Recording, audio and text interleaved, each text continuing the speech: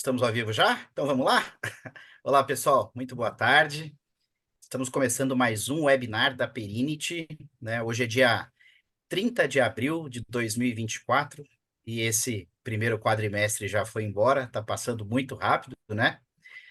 Pessoal, hoje o nosso tema é central, é a gestão de risco na visão dos órgãos de governança. E aí, como sempre, para os nossos eventos, sejam webinars, sejam entrevistas, nós trouxemos dois craques aí do tema, né? Eles já vão fazer as suas considerações iniciais, mas eu quero agradecer o Bueno, que está aqui na técnica, agradecer todo mundo que está entrando, todos os participantes que estão chegando aqui. Esse webinar está sendo transmitido ao vivo, até para quem se inscreveu através da ferramenta Zoom. Ele também pode ser assistido através do YouTube. E quem não conseguir assistir agora ao vivo, vai ter a oportunidade de assistir a versão gravada através do YouTube da Perinity e também do portal da Perinity, tá? Eu estou aqui com o meu companheiro das webinars, das entrevistas, o Leandro Burba, ele que é meu parceiro aqui de Perinity, ele que é pai do Hack, o Hack, que é um grupo que reúne mais de 1.000 profissionais de auditoria, riscos e compliance, não é? E então, boa tarde, Burba. Boa tarde, Edu. Boa tarde, Luiz Henrique. Boa tarde, Marcos Rodrigues. Tudo bem com vocês? Bom, mais uma vez aqui, né, para falar sobre um tema que a gente gosta bastante, falar de risco, controles, compliance, governança. Sempre acaba falando um pouquinho de auditoria também.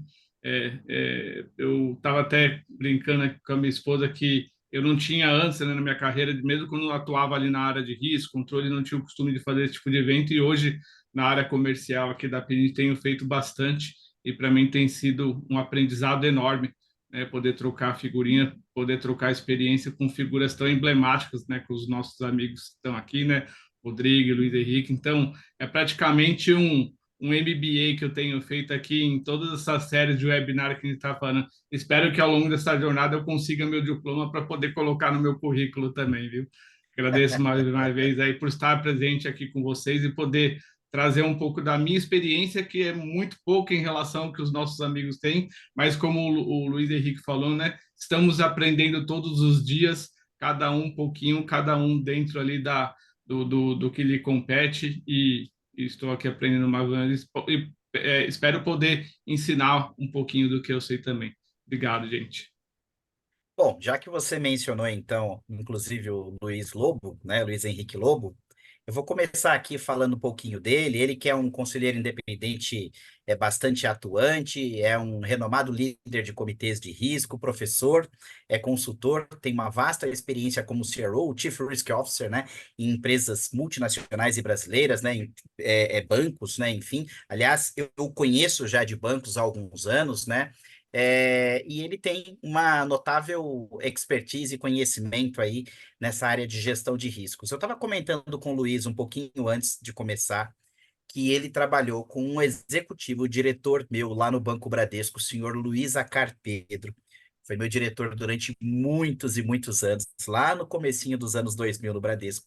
Ele trabalhou com o Luiz Acar no BTG Pactual. Ele também contratou o Silvio Signori, hoje um amigo bem bacana também, que já atuou no Travelex Bank, hoje está na Grafeno. Luiz Henrique Lobo, seja bem-vindo, fique à vontade para suas considerações. Muito obrigado, foi um prazer estar aqui junto com vocês. Eu espero poder compartilhar um pouco de informação e conhecimento, experiência que eu adquiri nos últimos anos dentro desses comitês de riscos e auditoria e trazer toda a experiência, obviamente, da minha carreira executiva em gestão de riscos desde 1996. Perfeito, excelente. E agora vamos falar dele. Eu já o conheço também há alguns anos, né? O Rodrigues, né, que é o Marcos Rodrigues, o popular Rodrigues, ele é sócio-líder das áreas de auditoria interna, gestão de riscos e IT services da PPIC Auditores Independentes, né? Ele está falando de lá, da PPIC, lá eu falei o nome da avenida que vocês ficam em Alameda Sossego, Santos. na Alameda Santos, Aí. né? Pertinho ali da Paulista. Ele já tem 25 anos de experiência nesse mercado, e dos quais 20 anos, ou quase 20 anos destes, na PPIC, né? Sim. Membro de diversos comitês de auditoria, conselhos de administração, um profissional renomado e cheio de conhecimento também, para bater papo aqui com a gente. Muito obrigado pela sua presença, seja bem-vindo, fica à vontade, Rodrigues. Obrigado, Eduardo. Obrigado aí, Leandro. Agradeço aí o convite de vocês, o convite da Perinit. Sempre um prazer estar aqui com vocês. Sempre um fórum muito, muito qualificado, muito interessante. Aí, obrigado ao professor Luiz Henrique Lobo aí pela presença. Acho que vai ser muito interessante a gente poder bater um papo. Minha carreira ela está mais focada na área de auditoria, de riscos e de IT services aqui na PPIC, hoje como sócio líder dessas áreas. E acho que é um bom complemento aqui à larga experiência do professor Luiz, que hoje está mais atuando aí como membro dos conselhos e tem essa vasta experiência. Acho que é legal o bate-papo, ele é enriquecedor e com certeza que vou aprender alguma coisa aqui no bate-papo com ele. Com certeza estaremos juntos aqui. Obrigado pelo convite e pela companhia. Perfeito. Então, eu já quero começar falando aqui que o Gabriel Bueno, que está aqui com a gente no apoio técnico, já publicou o LinkedIn de todos nós aqui, do Luiz Henrique Lobo, do Marcos Rodrigues, o meu, e o do Leandro Burba também, tá? E eu vou falar rapidamente, antes de nós começarmos aqui, deste item que é importante, não poderia deixar de falar. A Perinit está lançando hoje, pessoal, dia 30 de abril, a jornada de riscos, tá? Então, a jornada de riscos ela tem 6 etapas. Ele é um processo de capacitação, de ensino para quem quer conhecer mais o tema gestão de risco. Ele começa com a trilha do conhecimento. Então, todo mundo que se inscrever começa hoje fazendo a trilha do conhecimento, passa para a segunda etapa, que é o apoio metodológico, passa para a terceira etapa, que é o básico bem feito. Depois de terminado o básico bem feito, vai para a quarta etapa, que é o Masterclass, né? O Masterclass de gestão de riscos. Depois ele tem um case de sucesso, que é a etapa 5, e na etapa 6 ele tem o Free Trial, onde ele pode acessar também, sem custo, a solução da Perinit, o Perinit RC, o módulo de gestão de risco, para você tentar colocar em prática um pouco do que você aprendeu daí nas etapas anteriores, tá? Então, trilha do conhecimento, apoio metodológico, básico bem feito, masterclass, case de sucesso e finaliza com o free trial, tá, pessoal? E nessa etapa de trilha do conhecimento, então vocês vão conhecer uma série de coisas, por exemplo, o que é risco, o que é fator de risco, a definição de gestão de risco, terão informações sobre o que é a ISO 31000, entre outras coisas. A primeira etapa da trilha contém 13 passos, tá? Pessoal, é gratuito, não tem custo nenhum. E o Bueno também acabou de postar o link aqui da jornada do conhecimento para gestão de risco. Vale a pena vocês conhecerem, é de graça, pessoal, não tem custo nenhum, tá bom? E aí, eu vou começar aqui, então, já com a primeira provocação com o Luiz Lobo, né? Porque o Luiz Lobo ele tem uma vasta experiência em gestão de risco, atuou como diretor executivo, head, CRO, né, de grandes bancos, enfim, em empresas financeiras, mas também atuou e atua como coordenador de comitê de risco e membro independente de conselhos, né?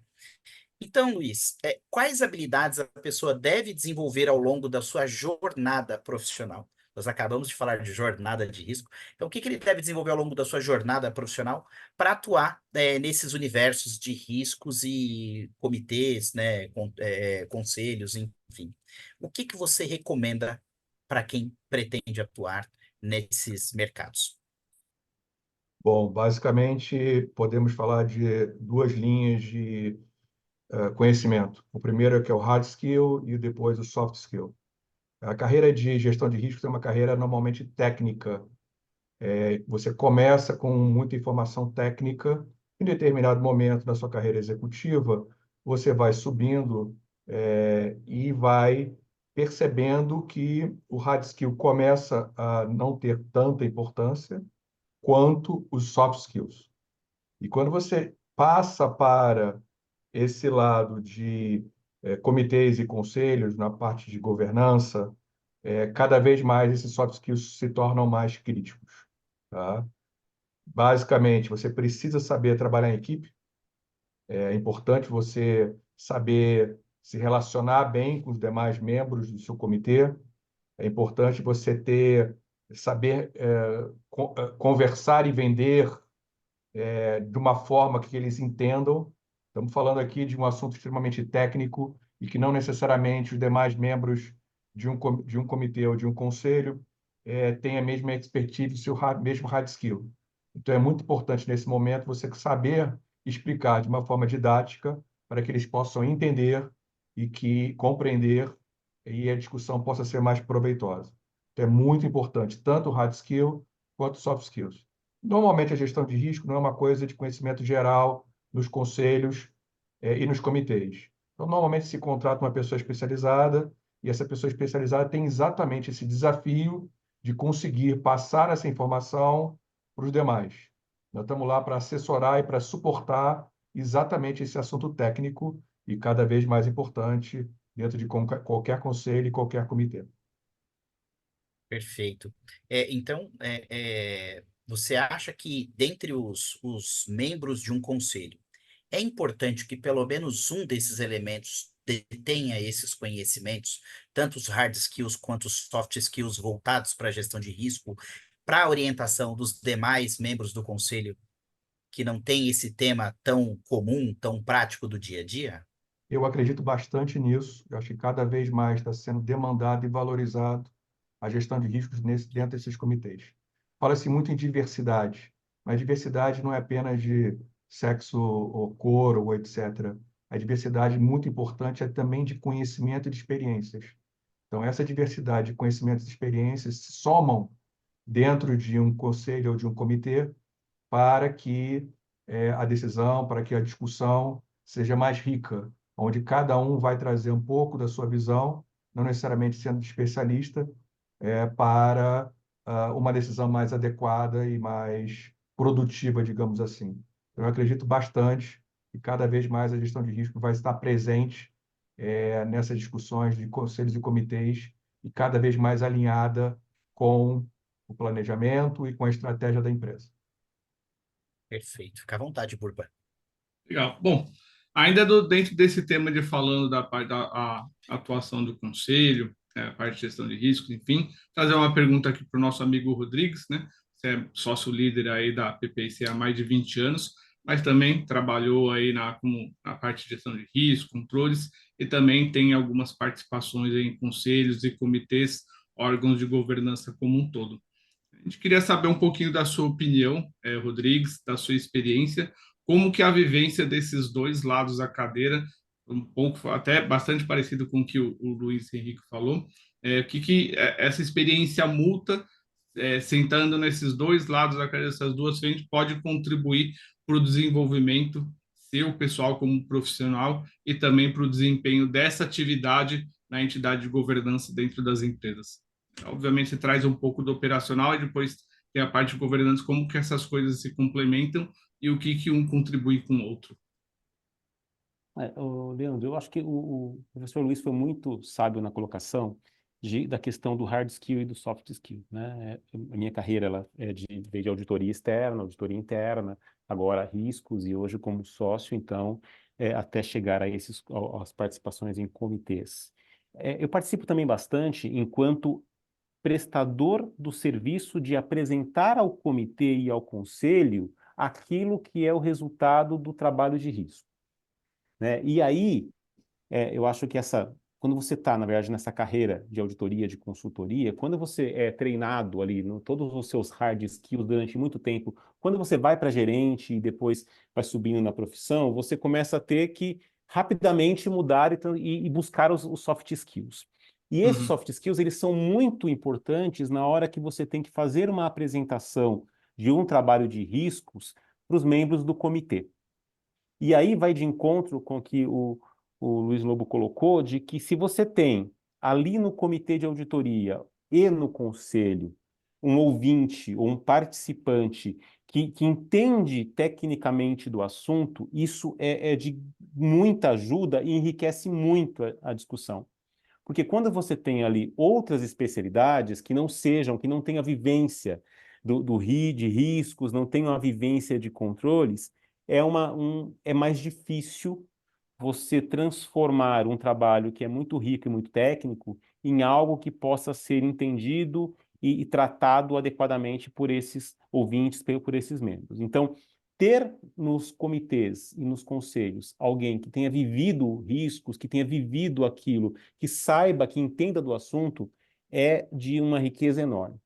Cada vez mais a gente tem esses profissionais, porque a área de riscos ela ganhou uma importância, hoje ela é algo muito presente nos comitês e nos conselhos, e eu vejo, né, pela nossa experiência, nos nossos clientes e aonde a gente transita, que as pessoas, os membros, estão cada vez mais preparados.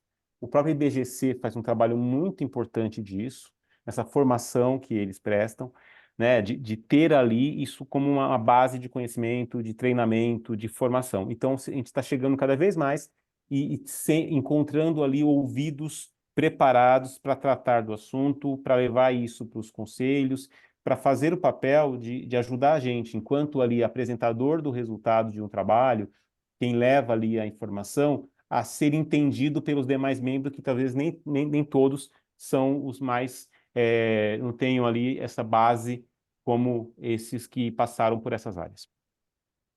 Queria até Eu complementar, imagino. deixa eu só complementar rapidinho. Eu até participo do Comitê de Riscos da IBGC, tá?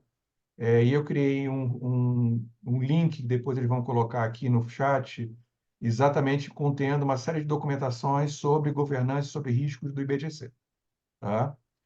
Inclusive um caderno que é muito útil, que é o caderno de gestão de riscos corporativos do IBGC, que explica um pouco de informação, também está disponível nesse link que eles vão colocar.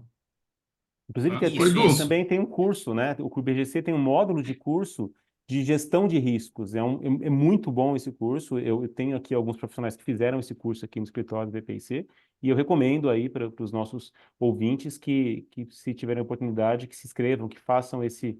Não é, na verdade, um curso, assim, para o nível mais inicial, é para quem já conhece do assunto, mas é um excelente curso, eu recomendo. ô, Edu, Excelente. se você Diga. me permitir, queria até fazer uma pergunta complementar ao que o Luiz Claro, Henrique claro, e por o favor. Rodrigues falaram. Está até fora do nosso script, né? Mas é uma curiosidade, eu queria ouvir a opinião deles. Assim, a gente vê no nosso dia a dia, aqui à frente da área comercial, cada vez mais empresas de pequeno, médio, grande porte investindo na estruturação dos seus processos de governança, principalmente de gestão de risco. Que hoje, apesar da nossa plataforma hoje ter vários módulos, enfim, dentro desse contexto de RC, a parte de gestão de riscos e controles é o que tem mais aceitação no mercado, que a gente tem comercializado mais. E a gente nota justamente essa procura, essa como que eu posso dizer, essa preocupação em ter esses processos cada vez mais estruturados. Eu queria saber um pouquinho de vocês dois, se vocês entendem que essa preocupação ela tem sido provocada ali pelo board, pelos comitês que estão enxergando a importância disso dentro dos seus processos de negócio, dentro da estratégia da companhia, ou de repente são os executivos de mercado que estão trazendo essa preocupação e conseguindo convencer os executivos ali dos conselhos, dos comitês, de que isso realmente agrega valor para os negócios. Eu sei que é uma via de mão dupla, né, no frigir dos ovos, no final do dia, mas pelo que vocês acompanham no mercado, como que está sendo esse movimento? Se vocês puderem falar um pouquinho cada um, eu agradeço. Começar, Marcos. Claro. O que eu vejo, Leandro, assim, essa demanda, né, por uma ferramenta de gestão de riscos, quando a gente, vou dar um passo atrás, quando a gente é procurado por uma empresa que ela quer fazer uma implantação em uma área de riscos, começar com a gestão de riscos, às vezes até ajuda para contratar, para identificar as pessoas com perfil adequado, para aquela função ali de gestor de riscos, né? A gente vê sempre todo mundo buscando, não, mas eu quero uma ferramenta que vai controlar todos os meus riscos. A gente fala assim, ó, gente, calma. A ferramenta, ela é uma ferramenta. Não adianta você ter uma ferramenta se você não tiver os seus riscos mapeados, se você não tiver os seus controles mapeados, você não vai ter o que colocar na ferramenta. Então, a gente fala até para o cliente que, olha, saiba o momento correto de ter a ferramenta para você não se frustrar. E vocês devem saber disso, vocês devem ter aí casos de clientes que investiram, mas não estavam preparados para a ferramenta e acaba se frustrando. Então, a gente já viu casos desses juntos e a gente sabe que, olha, hoje a gente tem que falar, é muito importante você ter, mas tem uma lição de casa para fazer antes. Quando eles têm essa lição de casa, a gente é unânime em falar, olha, agora você pode ter uma ferramenta que vai te ajudar a gerir aquilo que você já mapeou, aquilo que você já tem controlado, aquilo vai te facilitar muito. A vida sem a ferramenta fica muito mais difícil, né? Então a gente sempre recomenda muito. Isso é uma demanda, eu vejo muito mais dos executivos, do quem está ali no dia a dia, do que dos conselhos. Eu acho que os conselhos, eles não vão naquele nível de se é via ferramenta ou se não é via ferramenta. Mas quando tem uma ferramenta de gestão de risco, eu sinto uma segurança maior dos membros do comitê e do conselho, que na última linha são os responsáveis, na verdade, pela gestão de riscos lá perante ali a terceiros e a administração e a organização. A questão, só comentando, Rodrigues, não é nem a utilização ou não de ferramenta, é a estruturação do processo mesmo, é fazer o gerenciamento de riscos de forma adequada. É óbvio que você falou, dependendo ali do nível de maturidade, uma ferramenta ajuda, dependendo se você estiver numa fase inicial, pode até mais atrapalhar do que ajudar, mas a gente percebe esse momento da preocupação com esse processo de governança das empresas, ter ali uma metodologia, ter seus riscos identificados, mapeados e ter condições ali de fazer um monitoramento para tomadas de decisões adequadas, né? A gente percebe esse movimento. Sim, é verdade. Tem mesmo. Bom, complementando então o que os dois falaram, eu acho que o próprio Leandro falou, é uma demanda que vem normalmente dos dois lados, nunca vem de um lado só. Normalmente acontece até de forma simultânea. Uhum. E normalmente acontece, muitas vezes, originado por algum problema que aconteceu. Alguma perda, algum evento, alguma crise, que muitas vezes, infelizmente, dispara a essa necessidade. Tá? Quando deveria ser ao contrário, essa necessidade deveria vir antes para evitar que isso aconteça. E isso tudo que vocês falaram tem a ver um pouco com o grau de maturidade de uma empresa. E a gestão de risco está diretamente proporcional a essa maturidade. Então, empresas imaturas normalmente não têm uma área de gestão de riscos. Quando ela vai começando a amadurecer, quando ela começou a perceber o valor que isso tem de conhecer os riscos, de entender, de conseguir gerenciar, mitigá-los, ela começa a amadurecer. E esse amadurecimento também tem fases. Tá? Então, muitas vezes, como vocês falaram, trazer um software no primeiro momento, onde ela não está tão madura, talvez não seja tão eficiente quanto depois. Então, esse é um processo, é um caminho que precisa ser percorrido, que demora um certo tempo, e que demanda um alinhamento e um trabalho conjunto, tanto dos órgãos de governança, de conselhos e comitês, quanto dos executivos. Todo mundo tem que estar na mesma direção, o vento tem que soprar e todo mundo tem que andar de uma forma conjunta. Aí o amadurecimento vem naturalmente e tudo isso que a gente está falando acontece de uma forma mais fácil e menos traumática. E complementando também, né, que a gente tem que, quando a alta administração compreende essa importância e está preocupada com a gestão de risco, seja ela provocada por fatos que aconteceram em concorrentes, seja provocada por fatos que aconteceram na própria companhia, ou pelo que está mais sendo aí tratado pelos conselhos, isso desce para a organização e passa por uma fase primeira de aculturamento. O que a gente tem visto é um investimento das empresas em não só fazer levantamento de riscos, não só de mapear os seus riscos, mas de buscar envolver a administração, envolver os donos dos riscos nessa gestão. A experiência tem mostrado que quando a empresa não envolve os donos do risco, mas fica lá numa salinha fechada, vamos fazer levantamento de riscos, matriz de riscos, vamos criar aqui uma política de riscos, mas aquilo não é algo compartilhado, não é algo que envolve as áreas, os donos, aquilo vira um papel que nem sempre cumpre o objetivo, acaba sendo talvez um investimento que não é tão rico. Agora, quando a empresa consegue, seja provocada pelo conselho, pelo comitê, pela diretoria, ou até pela própria área de riscos, fazer aquilo ser compartilhado, envolvido, gerar essa cultura, seja via workshop, seja via treinamento, é muito mais eficiente porque sai da mão do gestor de riscos. O gestor de riscos, ele só é o gestor, ele não é o dono.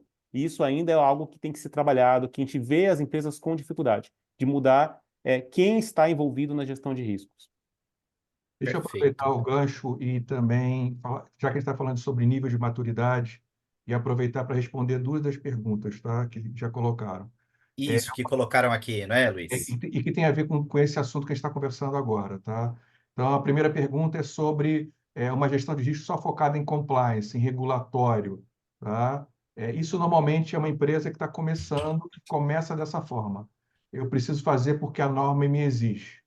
Quando a maturidade vai aumentando, ela vai percebendo o valor agregado que a gestão de risco vai trazendo, ela passa a entender que não é meramente para o Banco Central ou outro regulador, porque ele exige, mas sim porque eu preciso, porque é bom para a empresa. Isso agrega valor, tá? Então, isso normalmente tem a ver com a maturidade. Começa, muitas vezes, porque o Banco Central exigiu, porque o Banco Central, estou falando de Banco Central para bancos, mas poderia ser uma CVM ou qualquer outro órgão regulador. Na hora que ele aperta, a pessoa faz porque é exigência regulatória. Mas depois, com o tempo, ela vai amadurecendo e vendo, não é só isso. Tem muito mais do que isso. E aí, quando você passa para essa fase, você já está chegando no nível mais avançado de maturidade de gestão de riscos. E aí, esse nível mais avançado tem a ver com a segunda pergunta, que é sobre a periodicidade que devemos colocar esse assunto no board. Isso também tem a ver com a maturidade, ou seja, instituições mais começando, mais imaturas em relação à gestão de riscos, normalmente isso vem a cada uma vez por ano, a cada 6 meses, e aí vão se percebendo que esse é um assunto que deve estar na pauta constante. Toda reunião deve se tratar desse tipo de coisa. Obviamente que você não vai levar a matriz de risco para ser debatida toda a reunião, mas você vai começar a mostrar um acompanhamento do que é chamado de apetite a risco. Deixa eu aproveitar, então, esse gancho e também falar sobre uma função muito importante do órgão regulador, que é definir o apetite a risco e definir os KPIs, os índices de acompanhamento desses indicadores de riscos, desse apetite.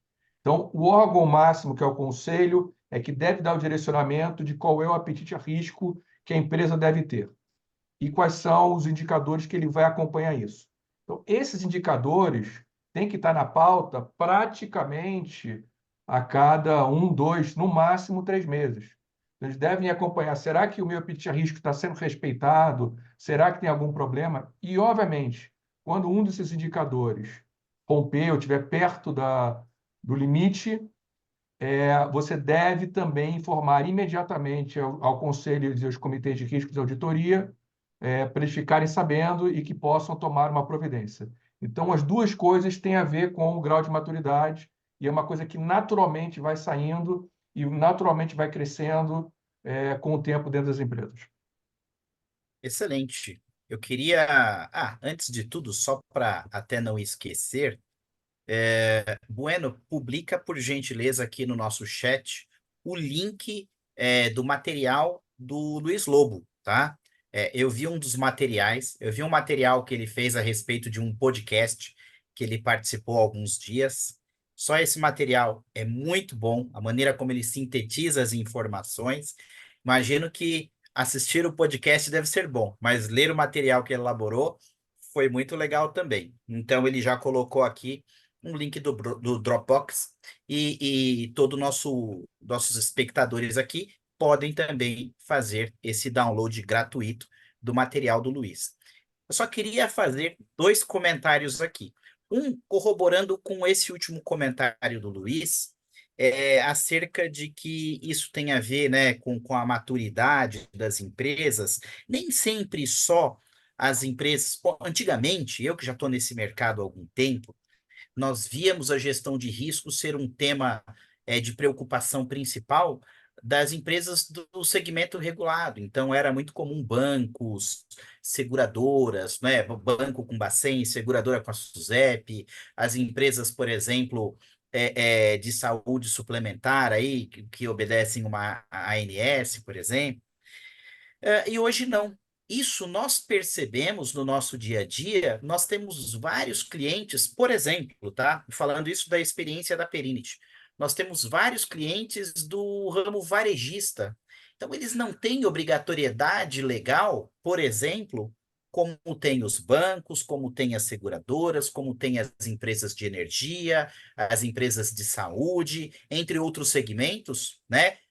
Muitos deles não têm ações listadas na bolsa, portanto, não precisam seguir regras de uma CVM, Ambima, enfim.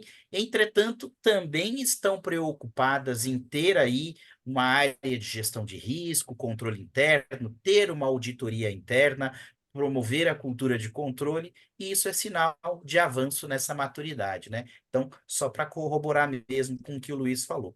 Aí agora, para sair desse tema nosso aqui, para a gente migrar para o próximo tema, Bueno, por gentileza, pode soltar também a primeira pergunta da enquete, fica à vontade. E aí eu queria só fazer uma última provocação aqui para o Luiz, mas principalmente para o Marcos. Marcos, vocês muitas vezes são contratados para transmitir o resultado de uma gestão de risco, de um trabalho que vocês. Olha só, deixa eu só ler aqui a enquete aqui. Ó. Como você classificaria o cenário de risco da sua empresa? Então, single choice, você escolhe apenas uma única alternativa. Não temos área de risco? Sou somente eu na área de riscos para estruturar os trabalhos? 3. Temos um time estruturado e fazemos o trabalho de forma manual, sem software dedicado? E 4. Temos um time estruturado e utilizamos uma plataforma, tá? Essa plataforma aqui, pessoal, não pode ser o SAP, o sistema de avançado de planilhas, tá? O Word, o Excel, tem que ser um sistema mesmo, tá bom, pessoal? Então, Rodrigues, só continuando aqui, como é que vocês fazem para transmitir para um conselho informações de gestão de risco? Qual a tática que vocês adotam quando não tem uma pessoa lá que entende esse linguajar? Que não sabe o que é apetite ao risco, que o Luiz Lobo falou, que não sabe ali como é que se estrutura uma matriz de risco, apetite de risco, nível de criticidade, probabilidade, impacto, escala de valoração, categorização, se o risco é estratégico, operacional, financeiro, de imagem e reputação. Como é que é? E sem você entregar o seu ouro, como é que vocês, qual que é a estratégia adotada sempre que vocês têm um público que não está Essa, tão preparado assim para. essa é uma pegadinha. Essa resposta, cuidado com a resposta. Ó, primeiro que eu tentei responder a enquete aqui, eu descobri que o palestrante não consegue Ah, responder não. a Os enquete. palestrantes não, Não porque não deu. podemos enviesar aqui. Mas vamos lá. Assim, eu acho que isso é um pouquinho do que eu comecei a falar lá atrás, né, e desenvolver um pouquinho mais. Que assim, quando a gente tem empresas que nós não temos no ouvinte, né, ali, seja no comitê de auditoria, no comitê de riscos ou no conselho, mas no comitê de auditoria e no conselho, porque quando a empresa tem um comitê de risco é porque já é algo que ela já está mais madura, já está preparada. E aí eu vou falar um pouco da minha experiência. A maioria dos casos que eu participei até hoje, que eu participo, não tem comitê de riscos. Isto não é uma realidade dentro das empresas. Ela Não pode é ter comum. não é comum, ela pode ter o gestor de riscos, ela pode ter uma área estruturada. O comitê de riscos, ele ainda não é comum. Né? Eu acho que se eu tivesse que colocar os três ali, é o que menos tem, pelo menos nos casos que eu compartilho e pelo meu conhecimento de mercado. Quando não tem ali, na verdade, no público, vamos chamar assim, né? Ninguém que domine o assunto, que seja uma pessoa formada, que tenha uma experiência prática ou teórica, né, sobre isso, como você acabou de falar, Eduardo, a gente dá um passo atrás, que vamos primeiro fazer uma breve explanação sobre o que é uma política de riscos, o que é uma matriz, o que são os fatores, qual a diferença de um fator de risco e de um risco, a diferença, para que serve um controle, como eles se conversam, o que é um apetite a risco, né? Depois para a gente ir para os KPIs, depois para a gente ir para a definição ali de riscos quantitativos. Então, a gente começa do básico. E Entendi. normalmente ela é um trabalho mais simples. O resultado é mais simples quando você não tem um público ali que esteja preparado. Não porque a gente faz um trabalho menos exigente, não é. É porque você precisa começar do básico. E aí você parte de uma matriz muito simples.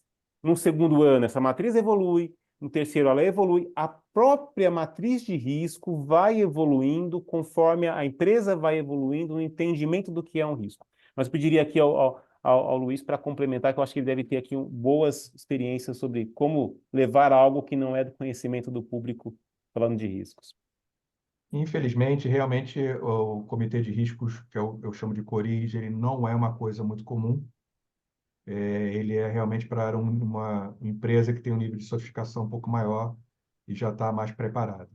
Porém, normalmente, o que é mais comum é que as empresas, que o comitê de auditoria dessas empresas também comece a tratar o assunto de riscos. Então, além dos demonstrativos financeiros, ele também trata a parte toda de gestão de riscos. E qual é o papel exatamente do comitê de auditoria do COAUD, ou do comitê de riscos? É exatamente ajudar, assessorar o conselho de administração com esse assunto técnico a tomar decisões melhores e mais ponderadas com a informação adequada. E como é que normalmente eu faço isso? Respondendo um pouco ao Eduardo. Primeiro com um linguajar de uma forma didática, com um Word, um palavreado que ele entenda. E, normalmente, eu gosto de usar exemplos reais. Então, quando eu vou falar, por exemplo, de risco cibernético, eu sempre uso como comparação o próprio prédio aonde o conselheiro mora. Então, eu falo, olha, não é muito diferente da segurança do seu prédio, que você tem camadas, que você tem layers de proteção, a segurança cibernética não é muito diferente. Então, quando você começa a explicar um assunto técnico, que é o risco cibernético, e como você vai se proteger dele, através de uma série de sistemas e procedimentos muito técnicos, se você começar a falar com esse linguajar, ele não vai entender, ele vai se desligar e ele não vai tomar uma decisão adequada. Então, é preciso você dar um passo atrás, entender qual é o seu público, entender o nível que ele tem e tentar explicar de uma forma didática. Na hora que você faz isso, que você começa a usar exemplos e fala, então isso que você está falando aqui é o que eu tenho lá no meu prédio. Por exemplo, as clausuras, a câmera de detecção de movimento. É exatamente isso. Segurança cibernética não é diferente.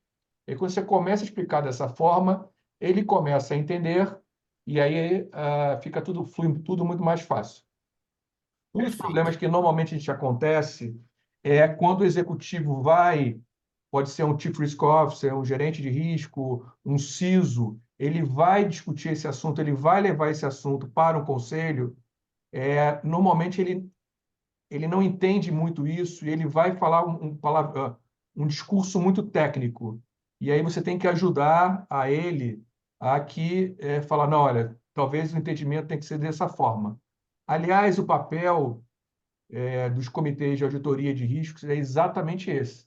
É exatamente fazer um meio de campo entre uma pessoa técnica do executivo que está no dia a dia e a cabeça do conselheiro.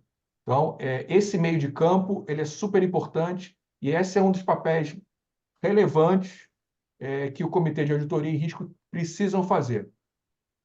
Perfeito, Perdão, perfeito. e complementando uma coisa muito importante que a gente vê, quando a gente faz o trabalho de riscos para uma organização, um papel também do comitê de riscos e do comitê de auditoria é balizar os riscos.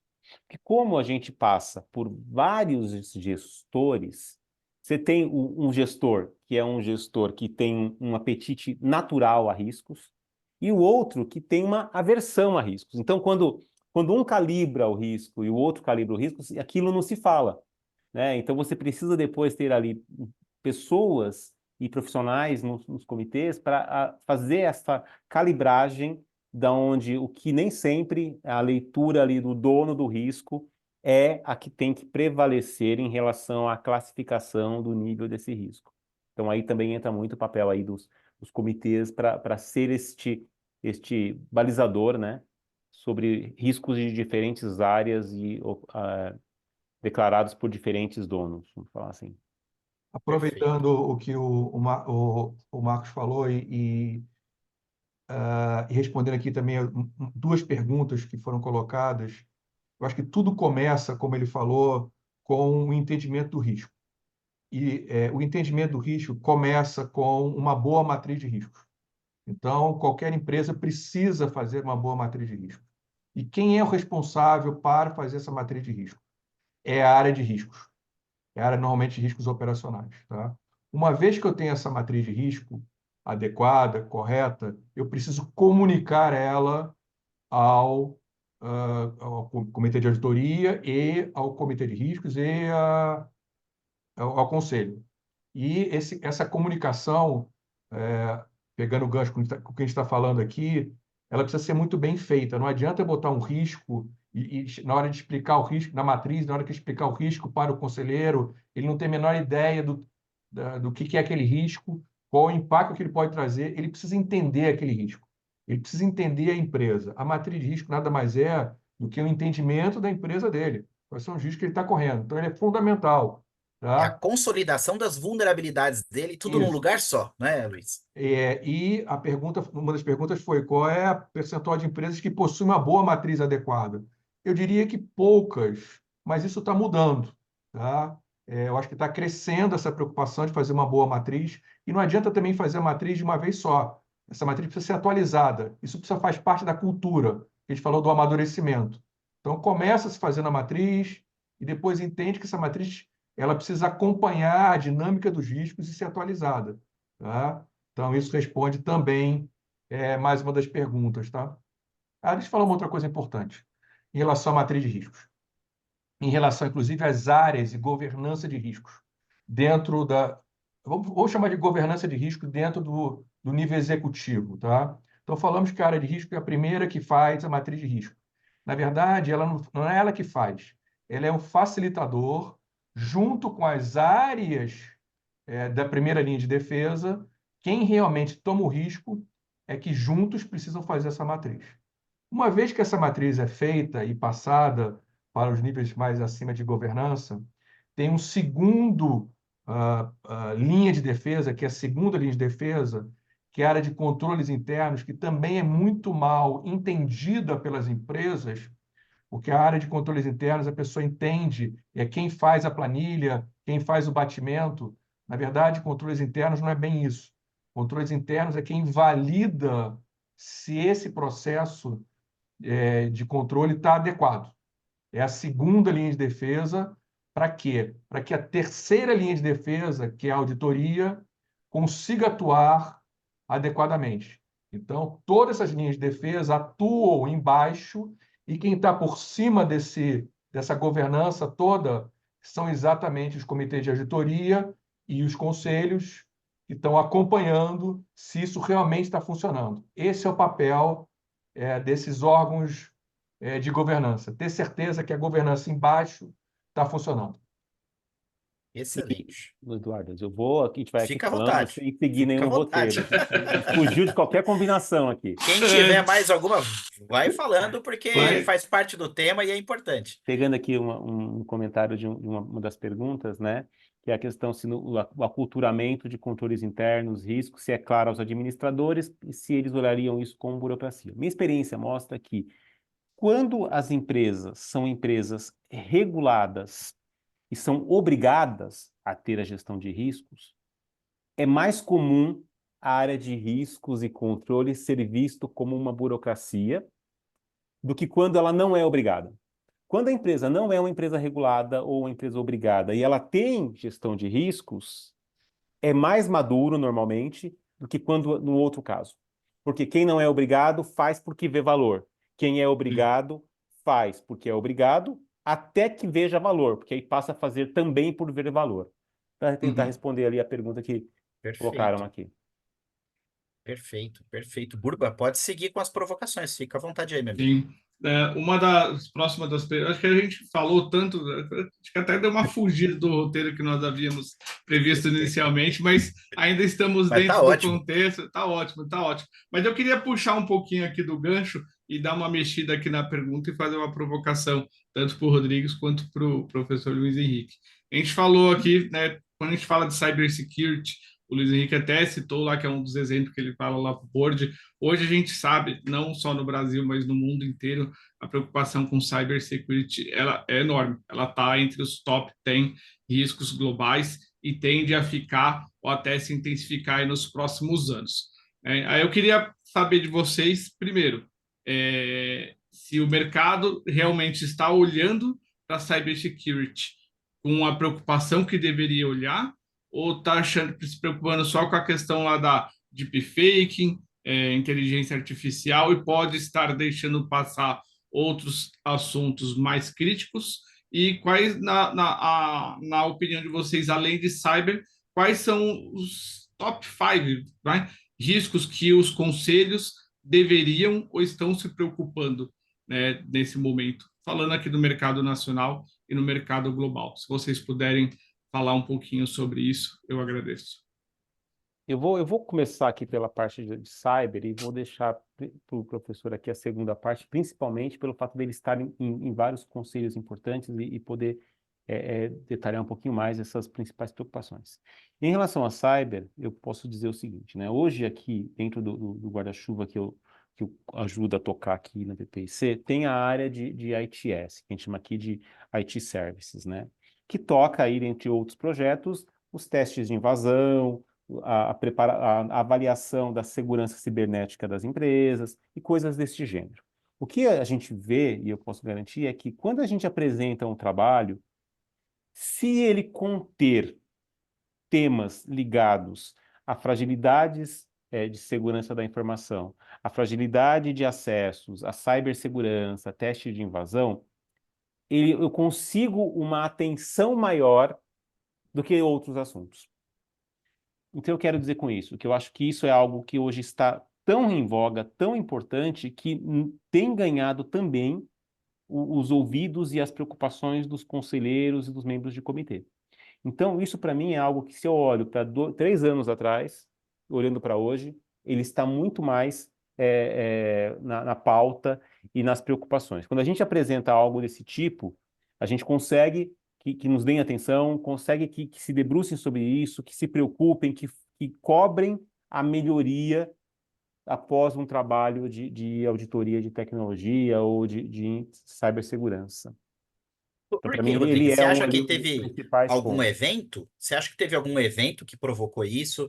Você acha que é um amadurecimento natural do mercado para que os próprios conselhos voltem mais a sua atenção? Qual que é o motivo de você ver essa abertura maior, na sua E eu não opinião? vou nem comparar, Eduardo, com 20 anos atrás, né? Que hoje, se a gente pegar a velocidade da evolução Uhum. tecnológica, ela é absurda. Então, a própria pandemia trouxe uma exposição e uma demanda por meios de comunicação tecnológicos, por investimentos em tecnologia, que fez com que as empresas fiquem mais dependentes desses investimentos, Uhum. né? E, portanto, porque está tudo em nuvem, está tudo sendo transitado para lá e para cá, tudo é tecnologia, os processos, a contabilidade, está tudo muito ligado. Isso faz com que a segurança cibernética tenha crescido em importância, em foco de investimentos, em preocupação e em riscos, né? Passa-se Perfeito. muito por isso. A quantidade de ataques, a gente tem algumas pesquisas, depois a gente pode detalhar um pouquinho, até compartilhar, sobre a velocidade e o aumento dos ataques cibernéticos que a gente desconhece, porque isso nem sempre aí causa mídia, né? Mas é Uhum. muito grande, então faz dinheiro sendo investido. Perfeito. Bom, quem me acompanha pelo LinkedIn sabe que atualmente o risco que mais me causa preocupação e me tira o sono é, sem dúvida nenhuma, o risco cibernético. E principalmente porque eu já passei por dois eventos, um deles bem traumático, e que me mostraram que hoje esse é um risco que deveria ter a maior atenção para todo mundo. É muito interessante porque você vê até o nível de amadurecimento das empresas, as grandes empresas já têm essa preocupação maior. E eu vejo muita pequena empresa dizendo, não, eu sou pequeno, eu não tenho importância, ou eu não sou um banco, eu não atuo com dinheiro, e eu não preciso me preocupar que ninguém vai me atacar. E os ataques hoje em dia acontecem em todos os níveis, empresas pequenas e fora do segmento financeiro. Então, você vê ataques a sistema de saúde, empresas de saúde, você vê ataques em empresas pequenas, e o estrago que causa é bem grande, em especial na parte reputacional.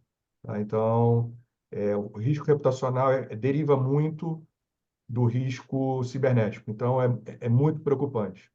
Normalmente, a empresa só toma providência, só vai investir quando acontece um fato. Aí o cara entende o tamanho do problema, o tamanho do impacto, que é enorme, e aí ele vai sim atuar. Então, sim, eu concordo que o risco cibernético tem crescido.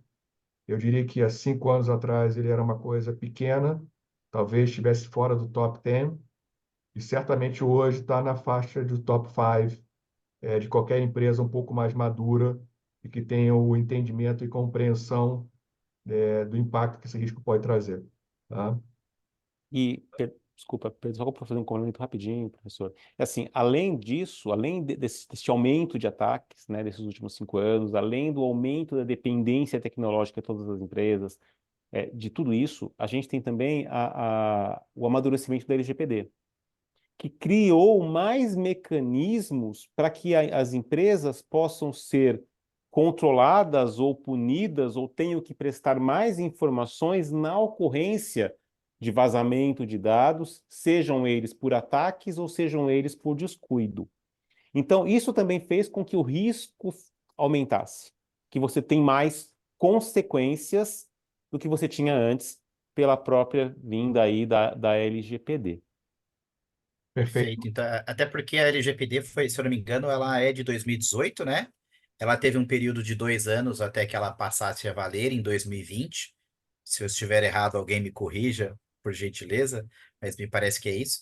E dentro desse período aí, nós estamos aí em abril, quer dizer, 3 anos e pouquinho de LGPD vigente, eu acho que também dá tempo de muita coisa mudar, né? De muitos conceitos serem inseridos aí com relação à privacidade de dados, que nada mais é do que tratar de cibersegurança, né? Em relação ao Fique à outro vontade. risco que você perguntou, eu acho que tem alguns, e depende muito do segmento que ela atua.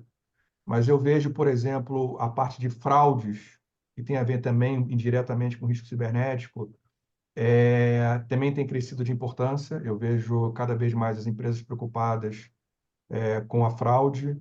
Eu vejo, inclusive, a própria fraude interna contábil, veja casos americanas, que despertou um interesse muito grande nos comitês de auditoria para verificação se realmente não tinha nada parecido nos balanços das próprias empresas. Os conselheiros ficaram preocupados se iam ter uma Sim, surpresa parecida.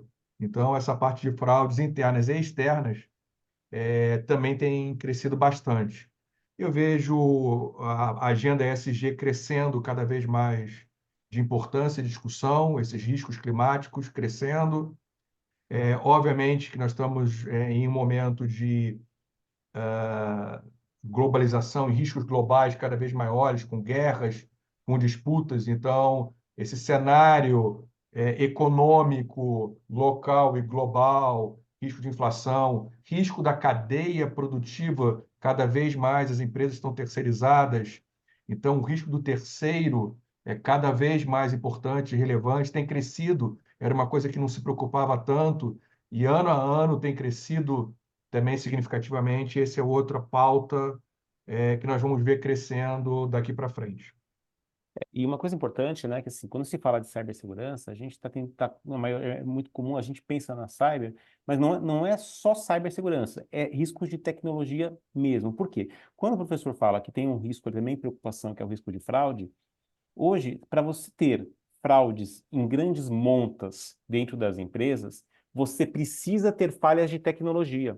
Seja na tecnologia de você não ter uma matriz SOD adequada, de você não ter uma segurança, de você ter ali permissividades que não são corretas. Então, assim, sem você ter falhas ligadas à tecnologia, à TI, a perfis, você não vai ter fraudes de grandes montas sendo possíveis, que não existe mais ali a fraude do papel. Tudo hoje envolve controles, sistemas, integrações, perfis, segregação de funções, né? Está tudo ligado ali dentro de tecnologia. Perfeito. Pessoal, eu quero falar para todo mundo aqui. Ah, antes de tudo, Bueno, se quiser colocar o resultado da primeira enquete, fica à vontade. E, vamos ver lá então. Como você classifica o cenário de riscos da sua empresa? 19% não tem área de riscos dos nossos espectadores aqui, ó. 16% sou somente eu na área de riscos, então é uma equipe, né? 36% temos um time estruturado e fazemos o trabalho, né? E 30% temos um time estruturado e utilizamos uma plataforma. Perfeito. Pode soltar a segunda enquete. É um E público eu queria qualificado, fazer viu? aqui. Oi? É um público qualificado. É um público qualificado, sim. Eu queria só dizer que lá nos materiais do professor Luiz Henrique Lobo, que o Gabriel Bueno colocou aqui o link para que se faça o download, tem um material lá que é justamente um material de gestão de riscos e cibersegurança, que foi produzido a partir do podcast de gestão de risco e cibersegurança com o conselho e conselheiros, né? Então, me parece que tem um material muito interessante ali sobre isso que nós estamos falando aqui para poder ler. E eu vou seguir aqui fazendo já mais uma pergunta. Peraí que apareceu aqui na tela a pergunta. Você tem interesse em participar de uma reunião para ver a demonstração da plataforma e entender os valores de investimento? Também é uma single choice, ou sim ou não. Ok, perfeito.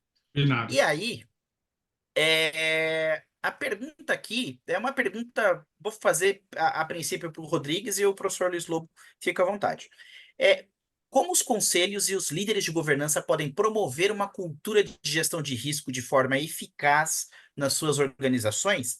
E quais são os elementos-chave para garantir a adesão e a implementação bem-sucedida das estratégias de gestão de risco em todos os níveis? Então, vai lá, Rodrigues, fica à Tá. vontade.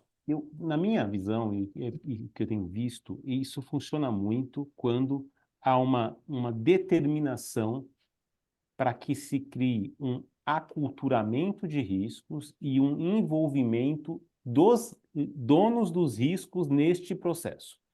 Eu já fiz trabalhos em que os donos de riscos eles são entrevistados, se discute os riscos para criar uma matriz, mas eles não são envolvidos naquela discussão e depois no acompanhamento. E aí fica um trabalho de solitário do gestor de riscos. Eu acho que isso é um estágio inicial, mas não é o caminho ali que tem que se perseguir. O que tem que se perseguir é quando você tem o conselho apoiando e exigindo este envolvimento, que eles façam parte do projeto, eles façam parte não só do levantamento, mas depois do dia a dia da gestão de riscos. Que aí você tem um melhor resultado e um trabalho de mais sucesso no resultado que a gestão de risco traz para o negócio. Não raramente nós vemos empresas ou pessoas nas empresas, enfim, né, não empresas, isso não é o comportamento de empresa, é o comportamento de pessoas, falando assim, olha, tem risco na minha área, mas isso aí é responsabilidade lá do pessoal de gestão de risco, né? Como se fosse assim, né, um negócio, né, fala assim, olha, a gente tem esse risco aí, tô sabendo que tá alto, mas o pessoal lá da gestão de risco tem que ver o que que eles vão fazer, né? Isso é o completo desprendimento e desconhecimento do assunto, né? Mas infelizmente existe isso, Exato. acontece muito, não é verdade, Luiz É Henrique? uma realidade. Muito. As pessoas têm que entender, e é um conceito que eu sempre tento, eu diria até que catetizar, ensinar para as pessoas que o conceito das linhas de defesa. Elas precisam entender que elas são a primeira linha de defesa e que elas têm responsabilidade, que a gestão de risco começa por elas. Então, quando cai a ficha, é que você sabe que a empresa está começando a amadurecer e que as coisas vão fluir muito mais facilmente.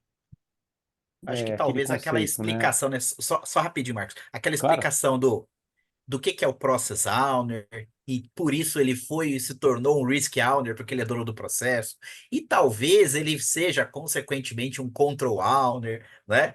Então, se ele não sabe disso, Deixa, né? É, eu falei que a gente precisa sempre usar exemplos para deixar mais claro para as pessoas, para elas entenderem o linguajar dela. Então, quando eu vou explicar a linha de defesa, normalmente eu comparo com um time de futebol. onde a primeira linha de defesa é o atacante que cerca e vai dar o primeiro combate. Então, cara, começa ali. A defesa começa no atacante, no meu próprio atacante, tá? Cercando lá o zagueiro e o goleiro. Se por acaso passar por essa linha, pelo atacante, tem o meio de campo e meus volantes que vão fazer exatamente a segunda linha de defesa, que são as áreas de risco. Mas se passar por acaso, tem a terceira linha de defesa, são os meus zagueiros, tá? Que é normalmente a auditoria. Mas se por acaso passar do zagueiro, eu ainda tenho um goleiro, que normalmente é a auditoria externa. Aí quando eu explico dessa forma, fica um pouco mais claro para eles Boa, entenderem boa didática. o dia a dia, o que é a tal da linha de defesa. É isso aí. Diga lá, Rodrigo, E Bom, desculpe, falar que eu assim, te... que geralmente, né, o cara que é ali o owner risk, e talvez seja o conceito para falar para ele o seguinte: olha, você não é só o dono do risco, você muitas vezes é o tomador do risco. Você atuando ou a sua falta de atuação é que pode fazer com que isto aconteça, com que esse risco se materialize. Então, é fundamental que você saiba o que você pode e o que você deve ou não pode fazer, justamente para que aquele risco não se materialize, né? Que aquele fator não aconteça. Perfeito, perfeito, perfeito, muito bom mesmo. Eu achei interessante essa explicação, essa alusão com o futebol que o Luiz Lobo fez, porque ao mesmo tempo que serve didaticamente muito, explicando ali, né? Meus atacantes vão fazendo ali a marcação na saída de bola, enfim, passa para o meio de campo, para os volantes, para os zagueiros, para o goleiro. Só não pode usar nesse exemplo, Luiz, o meu Corinthians, que senão o cara vai falar. Sua gestão de risco é zero. Se usar o meu Corinthians, aí tá, né? O Burba é São Paulino aqui, vai falar que tem mais controles mais robustos, enfim. Burba, fica à vontade aí com a próxima provocação, por favor. eu queria aproveitar um pouco do que foi discutido em relação às linhas de defesa, que é o que o pessoal bem falou, né? É bastante comum quando a gente vai conversar com o pessoal aqui nas nossas apresentações, nos nossos processos comerciais, que você vê que não tem engajamento que a gente entende que seja adequado da primeira linha para fazer a roda girar. É muito mais comum você ter uma provocação da segunda linha com a primeira e ter a resistência que a gente já conhece. E isso é uma verdade, tanto é que a gente até comenta dentro da nossa plataforma, é possível que a primeira linha faça seu próprio gerenciamento de riscos e controles, deixando ali com a segunda linha a responsabilidade de dar aquele suporte consultivo, aquele suporte técnico, que é o que de fato seria o papel dela dentro dessa estrutura de defesa. Mas aí eu queria entender do Luiz Henrique, do Marcos, assim, enxergando, primeiro, ver se esse tipo de comportamento, dessa resistência da primeira linha dentro desse contexto, costuma chegar para o conhecimento do conselho, dos comitês de governança, comitê de auditoria interna, se chega, de que forma que ele chega e como que os comitês enxergam essa resistência, porque senão vem aquele famoso que a gente conhece, vê no nosso dia a dia, que é o top-down. A coisa só começa a acontecer quando vem top-down. E às vezes o top-down ele pode funcionar durante um determinado período, naquele momento inicial da porrada. Mas se não cria-se a cultura, se não tem ali a responsabilidade e o interesse da primeira linha de fazer acontecer, isso dura por um pequeno período. Eu queria entender do lado de vocês como que os comitês de governança enxergam essa resistência e quais são os mecanismos, né, que essa alta gestão pode prover para ajudar a alavancar essa governança. Eu acho que, eu acho que você mesmo respondeu a sua própria pergunta. Sim. Isso sim, é uma realidade, é uma realidade difícil e dura, e normalmente quem se depara com essa realidade é a área de risco, a segunda linha de defesa, tá? E tem sim um papel muito importante para mudar essa realidade, que é o aculturamento. Então, ele precisa trabalhar, ele precisa estar perto da primeira linha de defesa, de quem toma o risco, para ajudar ele. E aí acontece um problema crônico, que é muito comum, que a segunda linha de defesa, em nome da sua independência, acha que não tem que estar perto, e não tem que estar ajudando a área de negócios. E é exatamente o oposto. Tem que estar junto, tem que ser apoio. A área de risco não pode ser vista, como é muito comum, como a área do não. Esse é o cara que é a polícia, esse é o cara que vai atrapalhar, esse cara que vai me podar. Eu não vou conseguir ganhar dinheiro por causa da área de riscos. Quando é exatamente o oposto. A área de risco tem que estar lá para ajudar ele a ganhar dinheiro e não a perder dinheiro, tá? Então, quando a área de risco entende isso, que ela tem que ser proativa, que ela tem que estar perto do business, que ela não pode estar afastada, lá separada, eu tenho que ser independente, eu não posso ficar perto dele. Não, você tem que estar lá junto, você tem que estar lá ajudando, você tem que estar aconselhando ele a fazer da melhor forma, com o menor tipo de risco. Quando isso acontece, quando a primeira linha, a área de negócio entende isso, que risco está do lado dele, está todo mundo no mesmo barco, isso começa a fluir muito mais facilmente. E esse aculturamento acontece. Então, quebrar essa barreira é um dos grandes desafios. E nem todo mundo, as áreas de risco conseguem fazer isso muito bem. E você também falou do top-down. Ele é necessário, é muito importante, principalmente no início, quando você ainda não tem essa relação de risco e área de negócio tão bem estruturada. Então, precisa vir do conselho, dos comitês, para as áreas executivas e das áreas executivas para baixo. O top-down, infelizmente, é super necessário e importante. Tem que acontecer. Não Perfeito. teria nada para complementar aqui em relação ao que o professor Luiz falou. Acho que perfeito, concordo integralmente com isso daí. Tem que vir de cima, mas se a área de riscos não conseguir se colocar ao lado dos executores, ao lado do dono, ao lado ali do tomador, ele não vai conseguir fazer um trabalho que seja de aculturamento, ele não vai conseguir convencer as áreas de que elas ganham em gerir os seus riscos. Acho que isso é a parte bem relevante. É Tem que aproveitar compreensível, ali né? o top-down, né? Pegar a onda do top-down e aproveitar ali como que eu posso dizer assim, o nível, no momento que o pessoal está exposto, beleza, mandou fazer, e criar, gerar o valor necessário para que deem a continuidade necessária, né? Quando você trabalha num mercado regulado, como o mercado de bancos, seguradoras, existe sempre aquele argumento muito forte que é o regulador está mandando, então tem que fazer. Então, muitas vezes, você precisa usar esse argumento, ainda que não seja o melhor de todos, para conseguir que as coisas fluam e aconteçam. Tá? Então, eu já usei muitas vezes na minha vida, tanto para cima quanto para baixo. Olha, não tem que discutir, cara. É uma exigência regulatória, precisamos fazer e vamos fazer. Simplesmente tem que fazer. É isso. E eu já vi também Perfeito. muitas vezes, né, professor Luiz, você vai concordar, que às vezes a auditoria também é usada, né, como isso olha, mandaram fazer. Se você não fizer, a auditoria não vai dar aqui a opinião, a gente vai ter problema com a auditoria, vai reportar. Então também a auditoria acaba sendo usada. E eu nem acho ruim, tá? Eu acho até bom. Pode usar à vontade, né? A gente até gosta, porque às vezes funciona também. Ter mais alguém ali para falar que vai ajudar a cobrar. É exatamente isso. Perfeito. Obrigado Ó, por e complementar. tem uma pergunta aqui que está meio que enroscada com esse tema que nós estamos falando aqui exatamente, que é justamente o seguinte, ó. Quais são os maiores desafios enfrentados pelos conselhos e diretorias na integração da gestão de risco com a estratégia empresarial? Como superar esses desafios e alavancar a gestão de risco como um diferencial competitivo, né? Aí, o que que acontece, né? Todas as empresas têm um planejamento estratégico, evidentemente, e querem cumpri-lo, querem executá-lo, né? Então a gente tem ali normalmente a auditoria, que já cria um plano anual ou plurianual voltado para este planejamento estratégico, para garantir que essa estratégia está sendo seguida adiante. Mas como é que eu faço para fazer isso, para perceber desvios disso antes de chegar lá na terceira linha?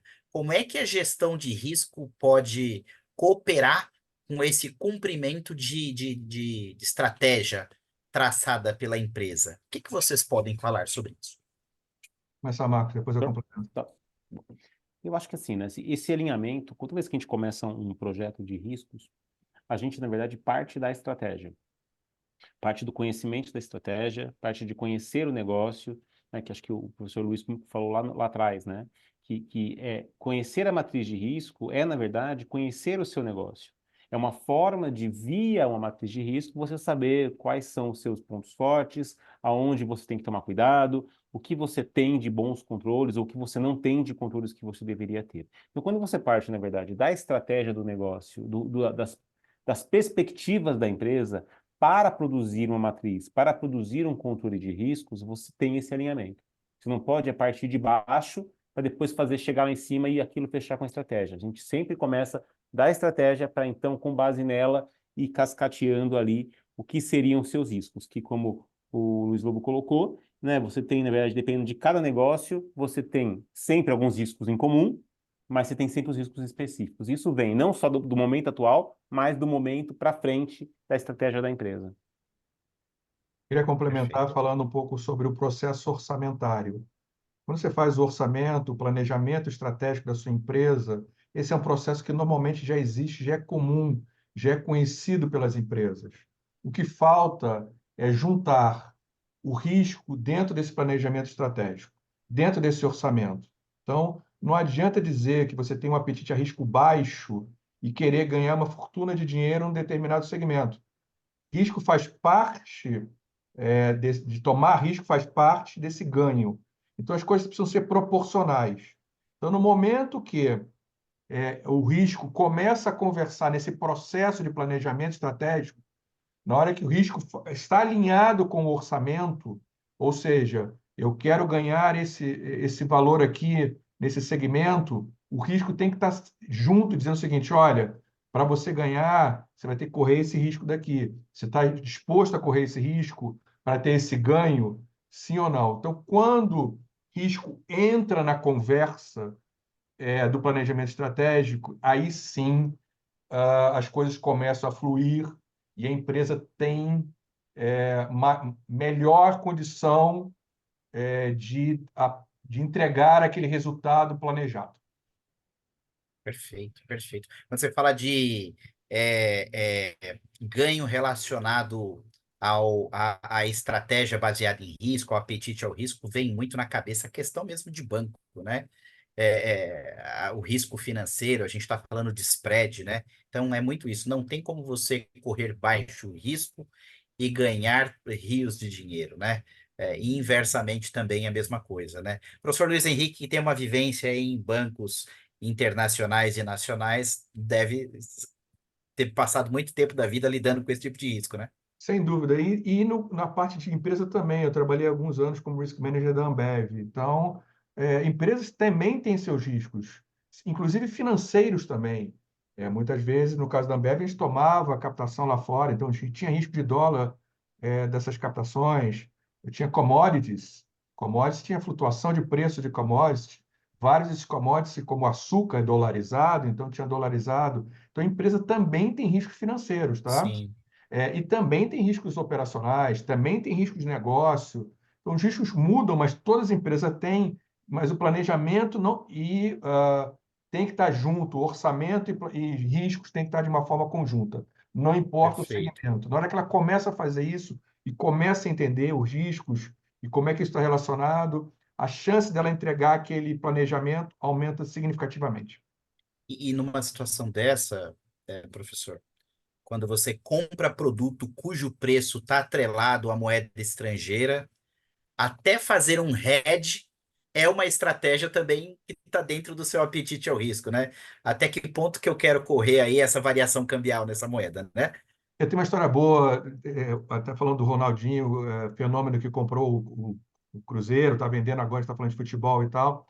E eu estava na Ambev e o Ronaldinho era contratado do Guaraná Antártica. E aí o contrato do Ronaldinho era dolarizado, ele ganhava X milhões de dólares pagos em reais. E de quem era esse contrato era de marketing. E aí, o diretor de marketing chegou um dia na mesa de operação para mim e falou: olha, eu estou preocupado porque eu não consigo bater minha meta, meu orçamento. Eu furo todo mês, eu não consigo entender por que eu estou furando. E a gente foi entender um pouco e a gente percebeu que ele não tinha noção e o conhecimento, e nem a própria área de riscos, que existia um contrato dolarizado da área de marketing. Tá? Então, o dólar flutuava e o real flutuava também. Então, ele não batia o orçamento. e a própria área de marketing não tinha o entendimento que ele tinha um risco. Tá? Então, esse é só Poxa, um um risco de exemplo, variação cambial, ele não tinha isso nessa época. não tinha essa noção. Poxa vida. É. Ó, aproveitando, né? Futebol aqui é a nossa essência. Real Madrid e Bayern 1-1 agora, né? Resultado em tempo real aqui. Para Eu quem queria preferiu ficar fazer aqui, né, vendo sobre riscos, exatamente, mas a gente já vai acabar, pessoal. Risco de Só apostas. queria fazer exatamente. Nossa, como tem as bets ultimamente, né? Quantas empresas de aposta. Inclusive, eu acho que eu e o Burba, inclusive, tivemos reunião com uma empresa, não vamos falar o nome, evidentemente, aqui, mas é uma empresa que é responsável por efetuar os pagamentos via Pix, dos apostadores das bets aí, de várias dessas bets aí. E isso está crescendo, né? Isso é um tema de risco interessante. Logo, logo, acho que a gente vai ter case Eu não sei o aí que do cresce mercado. mais, Eduardo, se são as bets ou se são os meios de pagamento. os dois. Os meios de pagamento também, E, né? A quantidade de empresas que tem aqui chegado para a gente trabalhar em relação a esse tema é muito grande. Felizmente, não estou reclamando, pelo contrário, eu quero que É cresça mais ótimo. ainda. Ainda mais porque são empresas que têm aí algumas pretensões, né, de Banco Central, de formalização, que para nós é muito bom, enquanto auditores e prestadores de serviço de riscos. É um mercado que não está completamente regulado, né?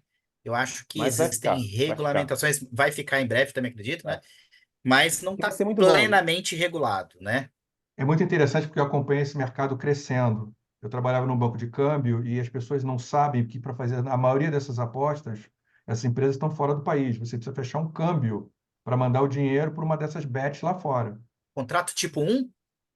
Então, chama IFX hoje em dia, né? FX. Ah, tá. E aí é impressionante esse mercado como cresce. Eu vi ele crescendo e como tem riscos envolvidos grandes.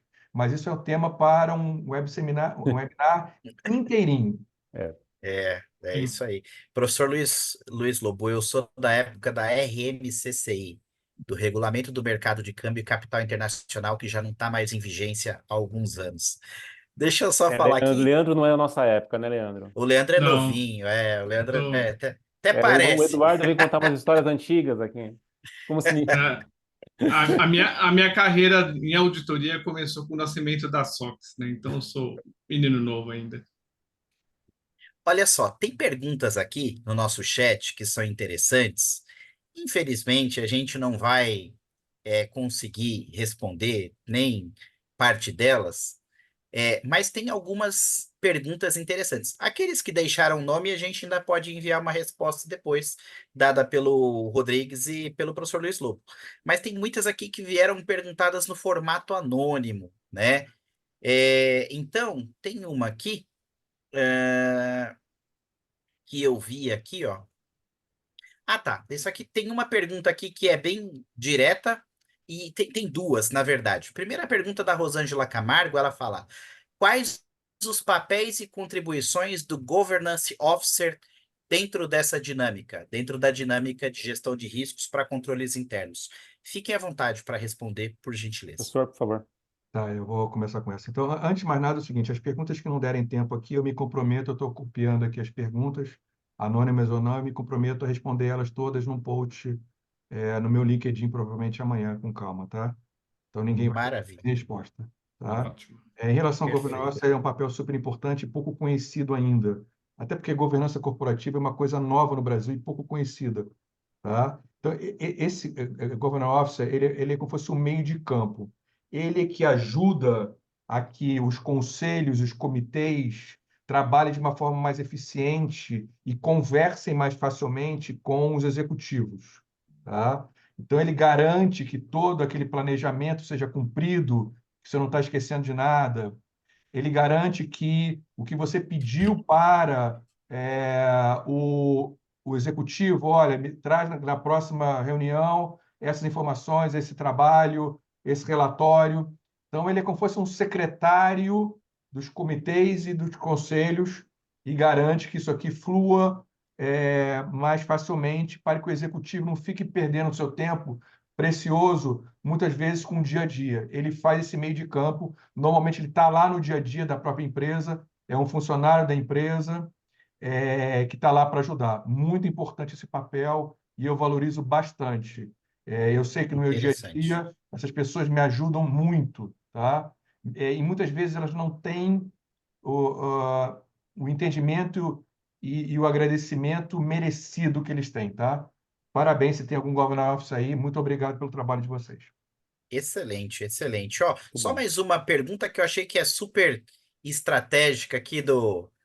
Também é é anônimo, mas olha, alguma dica de estratégia de comunicação para evitar o famoso matar o mensageiro ou a exposição de gestores ao levar informações sobre riscos nos comitês? Olha, eu vou falar muito rapidamente, mas eu acho que depende da maturidade do comitê e do conselho. Mas eu acho que aqui não teria uma sugestão de levar isso não como um problema, mas como uma oportunidade. Talvez seja ali a grande jogada de, usando os soft skills que o professor Luiz Lobo usou no começo, fazer a apresentação sem penalizar o dono do risco, o responsável ou a administração. Esse é o Perfeito, perfeito. risco do cara de risco, tá? E você falou um negócio super importante, eu queria deixar essa mensagem que eu acho que é importante em relação à gestão de riscos, tá? Risco não pode ser visto só com o lado negativo. Risco também é o lado positivo, é oportunidade, como o Marcos falou. Então você deve olhar risco também como oportunidade, tá? E isso é um segredo que nem sempre as pessoas da própria área de risco conseguem entender e compreender, e colocar em prática, tá? Um conceito super importante. E eu acho que é a compreensão natural também, né, gente? Porque a negação de uma notícia ruim, de um risco que pode ter um potencial destrutivo dentro da companhia, ele deve ser valorizada no sentido de mitigar, de trabalhar, porque se é risco, se ainda não se materializou, né, há esperança ainda dele, né, de não haverem prejuízos maiores. Mas essa história de matar o mensageiro é verdade, né? Muitas vezes o mensageiro morre. Isso já acontecia lá no tempo medieval e acontece até hoje em dia também. Pessoal, recebi também uma informação aqui anônima que o Bayer já virou 2-1, né? E outra coisa também, além das bets e dos meios de pagamento, os pets. Os pets Também. também tem um em cada esquina aqui, comentaram no nosso grupo. Pessoal, eu queria agradecer. Muito obrigado também, professor Luiz, por responder aí as perguntas. Pessoal, passou voando quase 1 hora e meia, né, Burba? A gente fala que nas reuniões aqui que a gente tem, nos webinars, nas entrevistas, passa que a gente não vê. É muito Sim. rápido, né? Porque é muito A gente interessante. sempre tem uma preocupação de ter poucas perguntas, que a gente vai ficar com aquele vácuo, né, aquele lapso de tempo esperando a resposta, mas quando a coisa começa a fluir, começa a engajar, a gente vê que o tempo às vezes é muito rápido e muito aquém do que a gente precisa para poder passar toda a mensagem que nós gostaríamos de passar, né? É legal ver também que as pessoas ficaram até o final, estão aí, grande Sim, maioria. Então, pelo menos deve estar interessante. sim. Espero. Então, saindo agora no finzinho para correr para assistir aí o finzinho de Bayern e Real Madrid, mas ficaram fiéis aqui. Gente, mais uma vez, obrigado. Eu quero deixar que vocês façam as considerações finais. Mais uma vez, pessoal, o LinkedIn do professor Luiz Lobo e do Marcos Rodrigues estão publicados aqui. Outra coisa também é o link dos materiais que o professor Luiz Lobo está compartilhando com todo mundo. Pessoal, oportunidade gratuita aí de ter acesso a material de qualidade, tá, pessoal? Coisas interessantes. Mais uma vez, vão ver lá depois a estreia da jornada de risco com trilha de conhecimento, apoio metodológico, básico bem feito, masterclass, case de sucesso e também o acesso ao free trial, tá? Vou começar então, Marcos Rodrigues, fica à vontade, pode começar as suas considerações finais. Só para colocar aqui, ao invés de fechar com um agradecimento a vocês aí, Eduardo, Leandro, pela oportunidade, pelo convite. É sempre um prazer, é muito gostoso vir aqui e bater papo e trocar conhecimento. Neste caso aqui, em especial, professor Luiz Henrique Lobo, pela aula. Foi um prazer estar aqui, aprendi bastante e uma grande oportunidade Estou me sentindo lisonjeado de ter participado aqui com vocês. Muito obrigado. Obrigado a todo mundo aí que gastou um tempo aí nos ouvindo e trocando uma ideia com a gente. Perfeito. Professor Luiz. Muito obrigado a todos, obrigado pelo convite, foi um prazer, realmente fluiu com muita naturalidade, foi super agradável. É sempre bom bater um papo sobre dois assuntos que eu adoro, que é gestão de riscos e governança corporativa. Juntou os dois, é ótimo poder compartilhar um pouco de informação e de conhecimento. Eu queria sumarizar 7 pontos que eu queria deixar de importantes, tá? Acho que a gente falou aqui sobre o papel e responsabilidade dos órgãos de governança, a gente falou sobre comitês de riscos e auditoria, e a integração com a gestão executiva, falamos do conceito de linhas de defesa, que é super importante. Falamos de integração de gestão de risco com estratégia corporativa, definição de apetite a risco e KPI, outro assunto que é o dia a dia dos comitês e de governança. Falamos dos desafios de novos riscos emergentes para a governança corporativa, falamos de segurança cibernética, falamos de riscos climáticos, tá? Falamos ainda aqui rapidamente de tecnologias emergentes e seus impactos para a gestão de riscos. Por exemplo, cada vez mais o uso da inteligência artificial generativa na gestão de riscos. Não dá para você viver hoje em dia com PLD, fazer monitoramento sem ter inteligência artificial dentro dos seus sistemas. Isso é uma revolução que nós estamos aqui na beira de, tá? Sem falar nos próprios riscos do mau uso da inteligência artificial.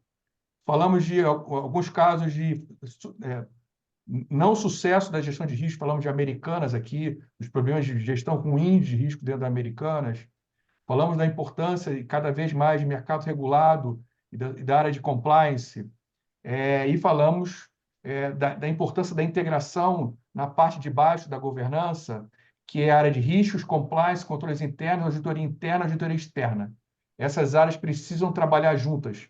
Cada um tem o seu papel, cada um tem o seu quadrado, a sua responsabilidade, mas uma depende da outra, e se elas trabalharem de uma forma integrada, junta, com o mesmo objetivo, é menos problema, é menos trabalho para os comitês e para o conselho. Esse era o recado que eu queria deixar no final. Excelente, excelente. Meu amigo Burba, está com você. Mais uma vez, agradecer aqui pela aula. Depois eu vou imprimir o meu certificado aqui, vou mandar para o Luiz Lobo Rodrigues assinar pessoalmente, porque isso eu quero colocar no meu currículo, que vai me dar uma vantagem competitiva aí no mercado. Mas brincadeiras à parte, mais uma vez agradecer pela troca, pela experiência, pelas brincadeiras. A gente sempre traz assuntos bastante técnicos, que geram discussões bastante técnicas, mas a gente sempre, eu pelo menos, acho que o Eduardo compactua comigo de sempre trazer leveza e bom humor para os nossos bate-papos, para que essas conversas sejam cada vez mais fluídas e a gente consiga passar uma mensagem bastante importante, bastante leve para o nosso público. É isso aí. Eu acredito que o professor Luiz Lobo, se ele quiser, ele logo vai estar palestrando lá num evento do Hack, né? Isso aí, se ele quiser, a gente está sempre fazendo, o Rodrigues também, mas a gente agora vai ter, fala rapidamente, Burba, do evento do Hack que vai ter daqui a alguns dias, que já está... No dia 28 de maio, vai ser lá no auditório da Atlas. A gente vai falar sobre como o mês de maio é o mês internacional da auditoria interna, e a gente desenhou esse evento focado em assuntos relacionados à auditoria interna. Então, a gente vai ter como uma primeira palestra o Fábio Pimpão e o Renato Triciusi, que são dois membros do conselho do IA, falando sobre a jornada do auditor interno, desde ali do início da sua carreira como trainee, como estagiário, passando por todos esses problemas que a gente falou um pouco aqui, apesar de a gente ter falado bastante de risco, mas o auditor interno faz parte desse contexto, até chegar à cadeira mais alta, que é sentar numa cadeira de comitê de auditoria interna. Então, o pessoal vai trazer uma visão do IA, falando de certificações, de capacitação, enfim, falando dessa jornada. Depois nós vamos ter as nossas amigas Camila, Gisele e Jaqueline falando sobre a importância da governança feminina, da liderança feminina dentro desses processos de GRC. Como que como chegar lá, quais são as dificuldades, manter a resiliência até alcançar. E por último, a gente vai ter o nosso professor lá, Eduardo Pardini, falando de como implementar, gerir, né, e ter uma área de auditoria interna atuante, gerando valor ali para as empresas, né? Então, esse vai ser o contexto geral ali do nosso evento do Hack no dia 28 de maio. Se alguém quiser saber maiores informações, é só procurar meu nome lá no LinkedIn, que deve ter um post recente lá com o flyer e com as informações para inscrições, tá bom? Perfeito. Pessoal, muito obrigado para quem esteve aqui até agora. Podem depois assistir também no portal da Perinity e também no nosso canal do YouTube. Professor Luiz, Marcos, Burba, obrigado. Obrigado também, Obrigado, Bueno, gente. aqui na técnica. Muito Até a obrigado a Forte próxima. todos, abraço. pessoal. Tchau, tchau. Abraço a todos. Tchau, tchau. Tchau, Obrigado. tchau.